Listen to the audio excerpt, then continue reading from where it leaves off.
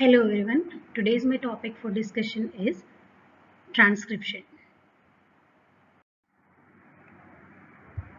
The genetic information encoded in DNA remains the kinds of protein to be synthesized. But the protein synthesis cannot be immediately directed by the DNA.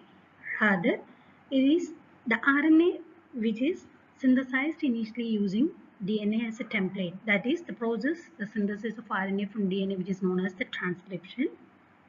This RNA then serve as a template during protein synthesis, that is regarding the translation. So here we can understand the flow of genetic information in a normal cell is as like here DNA to RNA, that is through transcription, and RNA to protein, that is through translation. This is known as the central dogma of the life. Transcription is defined as the synthesis of RNA molecules using DNA strands as the templates, which results in the transfer of information from double-stranded DNA into single-stranded RNA, which is used by the cells to direct the synthesis of protein. So this is the definition of transcription. In short, the synthesis of a new RNA molecule from, that is single-stranded RNA molecule from double-stranded DNA molecule. So the cellular RNAs, which includes mainly mRNA, that is the messenger RNA, rRNA, that is ribosomal RNA, then tRNA, that is transfer RNA. In addition to that, some smaller nuclear RNAs, that is also known as snRNA, also will be synthesized during transcription. So among these, the first three, that is mRNA, rRNA and tRNA, are mainly involving in protein synthesis, and the snRNA, which is involving in mRNA splicing. Now regarding the similarity and difference between replication and transcription. During replication, the entire chromosome is usually copied, but transcription, which is more selective, only a particular genes or groups of genes are transcribed at any one time, and some portion of DNA genome sometimes will be never transcribed. So now let us focus what are the similarity with the replication and transcription, and what are the differences between replication and transcription. First of all, regarding the similarity, like both processes use DNA as the template. That means for replication also, for transcription also, the DNA will be acting as a template. And second one, phosphodiester bonds are formed in both cases, and both will be synthesized in same direction, from, that is from 5' to 3' direction. The polarity is similar for both replication and transcription, that is the direction of synthesis. Then both replication and transcription, which follows Watson and Crick base pairing, and both processes which involves similar steps like initiation, elongation and termination. Now the differences between replication and transcription. Already discussed, only a very small portion of the genome which is transcribed into RNA, whereas the entire genome will be copied during DNA replication. Then template. For replication, double-stranded DNA molecule will be act as a template, whereas in transcription, single strand of the DNA molecule act as a template. Then second one, regarding the substrate. Ribonucleotides are used in RNA synthesis, whereas deoxyribonucleotides are used in DNA synthesis, that is during replication. And a primer is not required in RNA synthesis. There is no involvement of a primer, whereas in replication, a primer is involved. Then regarding the enzyme, that is polymerase enzyme, usually DNA polymerase, which is involved in replication, and RNA polymerase, which is involved in transcription. And regarding the base pairs, uracil replaces thymine as the complementary base pair for adenine in RNA synthesis. So you can see uracil is present instead of thymine in case of RNA molecule. And regarding the product, during transcription a single stranded RNA molecule is synthesized, and in replication a double stranded DNA molecule is getting synthesized. The other differences, like mainly proofreading, genome, entire genome copied in replication and a selective portion only transcribed in transcription, already been discussed. Now the last point, that is proofreading. Proofreading, only RNA polymerase lacks the nuclease capability used by the DNA polymerase to excise mismatched nucleotides. So there is no proofreading function during RNA transcription, whereas proofreading is present after the DNA replication. So remember, because of lacks of nuclease capability by RNA polymerase, there is no proofreading after the transcription. The synthesis of RNA, which is best understood in prokaryotes. The description of RNA synthesis in prokaryote is applicable even to eukaryote. Even there are lots of differences in the enzymes involved and the regulatory signals which are different. We mainly following the steps of prokaryotic transcription. Now regarding the basic requirements for RNA transcription, we need a template, a substrate and enzyme.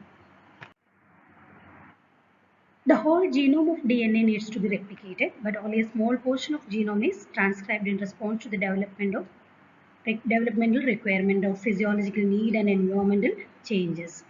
So the DNA region that can be transcribed into RNA are called structural genes.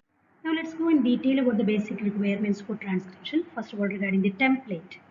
A single strand of DNA which acts as template to direct the formation of complementary RNA transcript. This strand that is transcribed into RNA molecule is known as the template strand of the DNA molecule, which is also known as antisense strand. And the other strand, opposite strand, is known as the strand whose base sequences specifies the amino acid sequence of the encoded protein. That is known as the coding strand, which is also known as a sense strand. So this is the explanation for template. Now, this figure which explains the meaning of template strand and coding strand.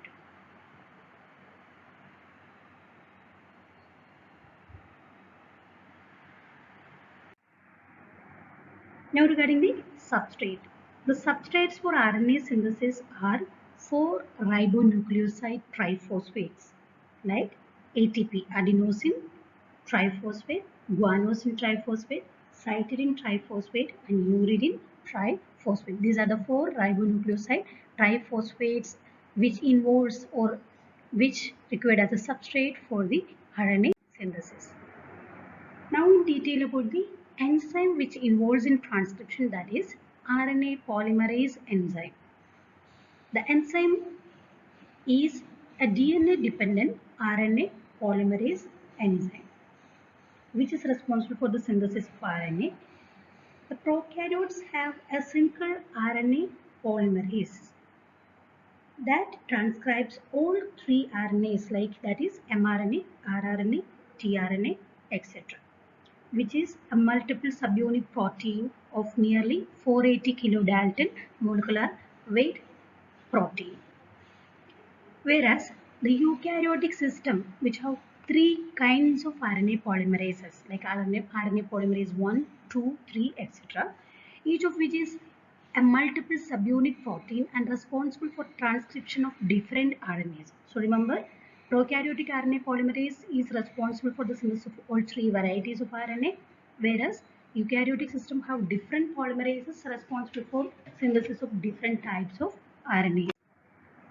So in detail about the prokaryotic RNA polymerase, the hollow enzyme of RNA polymerase in prokaryote, which consists of 5 different subunits like 2 alpha subunit, here 2 alpha subunits and 2 beta, that is 1 beta and beta prime. Alpha subunits are similar, but there are some structural difference between the beta and beta prime subunit of RNA polymerase.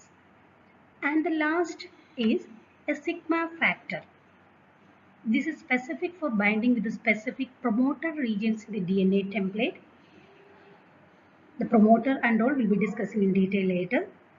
So together, these subunits, 2 alpha subunit, beta, beta prime and sigma subunits together known as the holoenzyme of RNA polymerase of prokaryotes. And this is a metalloenzyme which requires zinc as a cofactor to enhance the activity of this RNA polymerase. So without sigma, that is known as core enzyme. Now regarding the RNA polymerase of E. coli, that is same what we were discussing, the prokaryotic subunit, and what is the individual role of this prokaryotic subunit.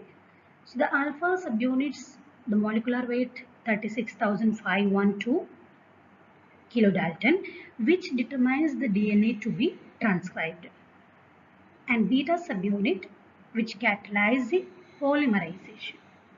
Beta prime, which is responsible for binding and opening the DNA template, and the sigma factor, which is truly responsible to recognize the promoter for synthesis of or initiation of the transcription. So remember, alpha will be determining which DNA molecule to be transcribed. Sigma will go and recognizes the promoter region in which it has to bind or it has to act. Then beta prime, which help for the binding and opening of DNA template, and beta subunit will catalyze the further reaction. The clinical significance of prokaryotic RNA polymerase here, a specific drug rifampicin, which is used for tuberculosis treatment, which can bind specifically to the beta subunit of RNA polymerase and can inhibit the RNA synthesis. So rifampicin, remember, which is an antibiotic specifically used for tuberculosis treatment and which can inhibit the beta subunit of RNA polymerase. And RNA polymerase of other prokaryotic system also similar to that of E. coli in structure and functions. E. coli, it is because of the availability of these things and easy to handling. This is widely studied in detail. Now regarding the RNA polymerase of eukaryotes, so we have already seen that there are mainly 3 types of RNA polymerase in eukaryotic system, like RNA polymerase 1, RNA polymerase 2 and RNA polymerase 3. RNA polymerase 1 is responsible for the synthesis of ribosomal RNA. RNA polymerase 2 is responsible for the synthesis of messenger RNA and smaller nuclear RNA. And RNA polymerase 3 is responsible for the synthesis of ribosomal RNA also and tRNA also. And the next thing, a specific poison, amanitin, which is a specific inhibitor of RNA polymerase. Amanitin is isolated from a specific mushroom, and sensitivity with the amanitin drug, there is high sensitivity of amanitin with RNA polymerase 2 and moderate sensitivity with amanitin for RNA polymerase 3, and there is no sensitivity with amanitin with RNA polymerase 1.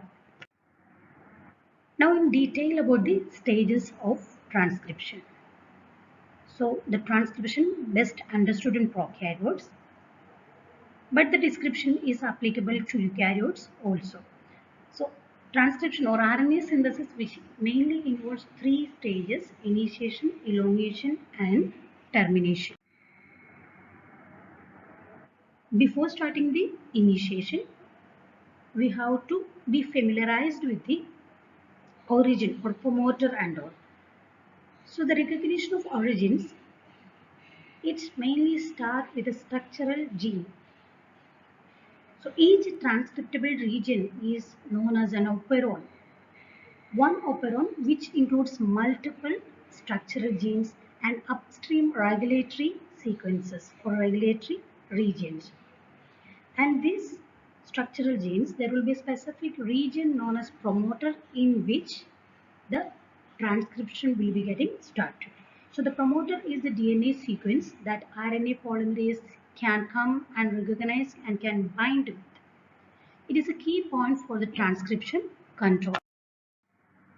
A prokaryotic gene may be divided into three sequences with respect to its transcription. Like the first one, promoter, the region in which the transcription has to be started, which is located upstream of the starting point. Upstream means just left to the starting point, and the RNA coding sequence itself, that means the gene to be transcribed, and a terminator region which specifies the region in which the transcription will be getting stopped, which will be usually in the downstream of the gene.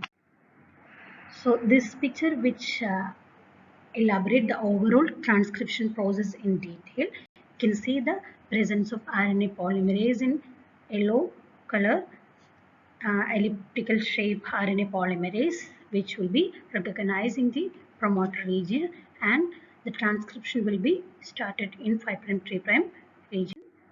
So in detail regarding the promoter.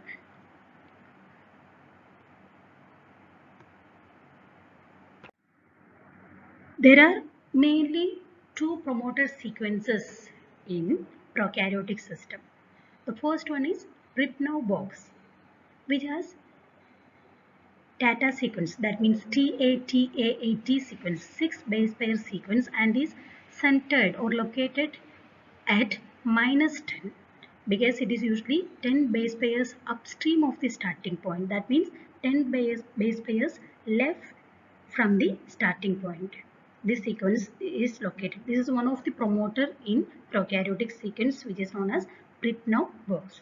And the second promoter is known as -35 region. It is nothing. This specific promoter is located -35 base pairs or 35 base pairs upstream of the starting point or left side of the starting point. And usually the consensus sequence is TTGACA. The consensus sequence means it is nothing, a sequence of DNA having similar structure and function in different organisms. So remember, there are two types of prokaryotic promoter, Ripnow box and -35 region. So this figure which is showing this -10 region, that is the location of Ripnow box, which is having repeated TATAAT sequence, and -35 region, or which is located 35 base pairs left towards or upstream towards the from the starting point, which is having repeated consensus sequence as TTGACA. The -35 region of TTGACA base pair sequence is the recognition site and the binding site of RNA polymerase. And -10 region, that is Ripnow box of TATAAT sequence or base pair sequence, is a region at which a stable complex of DNA and RNA polymerase is formed. Remember the importance of these two promoters. The initial one or the starting one, -35 region, in which there is a recognition site of RNA polymerase, which will be recognized by RNA polymerase, and the binding site where the RNA polymerase can go and bind with. Where in -10 region, what will happen? The RNA polymerase will form a stable complex of this double-stranded DNA molecule, and RNA polymerase will be formed in the -10 region. Now regarding the eukaryotic promoters. Each type of eukaryotic RNA polymerase uses a different promoter, because already we discussed different RNA polymerases like RNA polymerase 1, 2 and 3 will be responsible for the synthesis of different varieties of RNA. Same, it needs different promoters for the activation. RNA polymerase 1 and 2 are similar to the prokaryotic promoter in that they are upstream of the starting point, similar to a Ripnow box and -35 region. Whereas RNA polymerase 3, which are unique because they are usually downstream of starting point, that is towards the right side from the initiation point. So mainly 3 promoter sequences are there for eukaryotic system.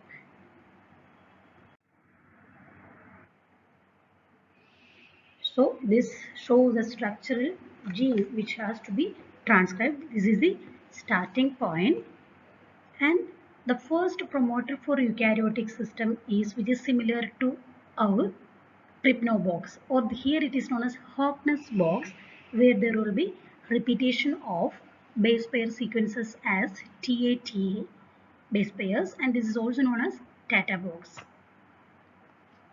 Second one, the repeated base pair sequence in the second region is known as CAAT box. Okay, we can call it as CAT box.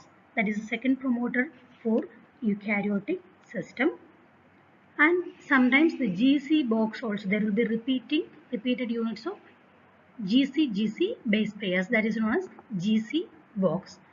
And this overall, this is known as cis acting element. All these promoter region together included the enhancers which enhances the overall transcription, that is known as the cis acting element.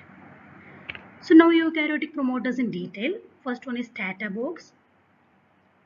Eukaryotic genes which encoding proteins have promoter sites with a TATA consensus sequences. So which is also known as Tata box, already been discussed, or known as Hockness box, and the location is that which is located 25 base pairs upstream of the starting point. So which can be also known as -25 region. Second promoter is CAT box, CAAT sequence, which is centered at -75 base pairs away or left side or upstream of the starting point, and GC box with repeated GGG-CG sequence. An enhancer sequences distant from the starting point, either the 5' or 3' side.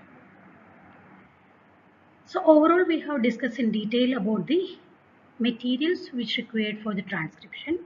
Now the general concept, that is the stages, which include 3 phases: initiation, elongation and termination.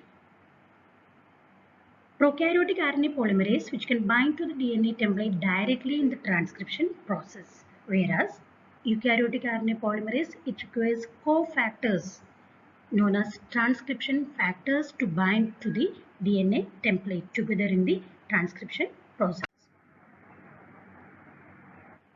Now let's focus on the transcription of prokaryotes in detail first, which involves 3 stages. Initiation, where RNA polymerase recognizes the promoter and starts the transcription. Elongation, in which the RNA strand is continuously growing. And the third phase is termination, in which the RNA polymerase stops the synthesis and the release of the nascent RNA from the DNA template. Now in detail about the steps involves. The first one is initiation. Here the RNA polymerase included the sigma factor. RNA polymerase, that is the hollow enzyme which consists of alpha to beta, beta prime and sigma factor, that is known as hollow enzyme, recognizes the promoter region and bind tightly to DNA molecule, which leads to the unwinding of DNA double helix. Now let's see the mechanism in detail. So initially, this hollow enzyme which forms a transient hydrogen bonds with the exposed base pairs. This binding is non-selective, occurring moderate affinity between the hollow enzyme and the bases. Then what happens? The hollow enzyme slides along the DNA molecule. As it encounters the promoter sequence that is recognized by the sigma factor, it stops moving further. So remember, the RNA polymerase, initially it recognizes the region to be transcribed. Then what will happen? The sigma factor will specifically recognize the promoter region where the initiation to be started. Then what will happen? Let's see what will happen then. Once it is recognized the promoter region, the RNA polymerase stops the movement. Initially, it forms transcription initiation complex is getting formed, that is known as the closed complex. The closed complex. It consists of alpha to beta prime and sigma hollow enzyme plus the double-stranded duplex DNA. This duplex DNA must be unwound at its stage so that one of its strands may serve as the template. This unwinding is brought about by the sigma unit starting at the conserved AT-rich sequence. Remember, the adenine and thymine rich base pair sequence is the starting site. This sequence is called Pripnow box in prokaryotic system. I forgot to tell one thing, that the Pripnow box, the name is given after the David Pripnow, the scientist who have described this specific AP-rich sequence in 1975. After it has been called as Pripnow box. The enzyme then catalyzes the formation of phosphodiester bond between the first two bases, that is adenine and thymine bases. So the first nucleotide on RNA transcript is always a purine triphosphate. GTP is more than the ATP. Now, there is no primaries needed for RNA synthesis. Now, after nearly 17 base pairs of DNA is getting unwound in the previous manner, what will happen? The formation of an open complex occurs, which consists of the unbound double-stranded DNA plus alpha 2 beta prime and sigma hollow enzyme. Further, what will happen? The sigma subunit will get forced off from the RNA polymerase after the first 3' 5' phosphodiester bond is getting formed.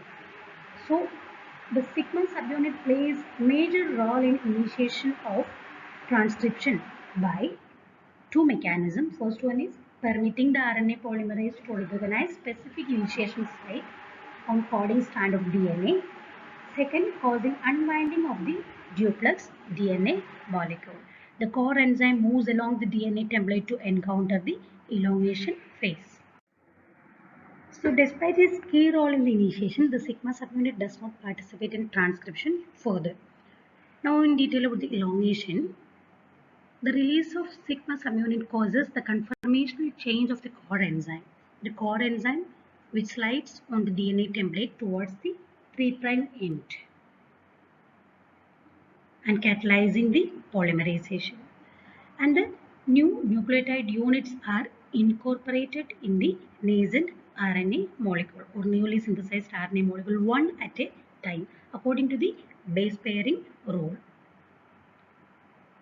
Like A in DNA is transcribed to uracil in mRNA and G is transcribed to cytosine and thymine is to adenine and cytosine to guanine. This is the base pairing rule which is getting followed. So the polymerization which occurs in the RNA polymerase is processing. That means a single enzyme molecule can remain attached to the template and carry out the transcription till the end.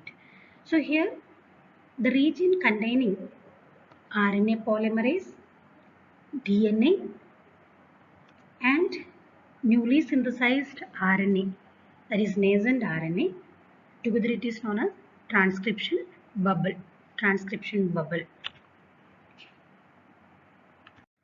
This is a figure which is showing transcription bubble. You can see the presence of RNA polymerase and the double-stranded DNA molecule, the newly synthesized RNA or nascent RNA, and you can see the on-template strand, the template strand, etc. And the direction of transcription is 5' to 3' direction, which is similar to replication. So the length of the DNA RNA hybrid and the extent of unwound area in duplex, which remains constant as the RNA polymerase moves along the DNA template. So here this indicates that DNA is rewound. DNA is getting rewound upstream at the same rate as it is unwound in the downstream. Further, the RNA polymerase causes local unwinding of the duplex DNA. Its movement is associated with the generation of waves of positive supercoiling ahead of it and of negative supercoiling behind it. So such transcription-driven supercoilings are relieved by the action of the another enzyme, topoisomerases. Now regarding the last stage, that is termination, the RNA polymerase stops moving on the DNA template and the RNA transcript or nascent RNA which gets falls off from the transcription complex. That stage is known as the termination stage. For that, the RNA polymerase must know the defined site at which it has to get stop the RNA synthesis so that the approximate size of transcript is getting produced. So this mechanism can be two types, either a row dependent termination or row independent termination.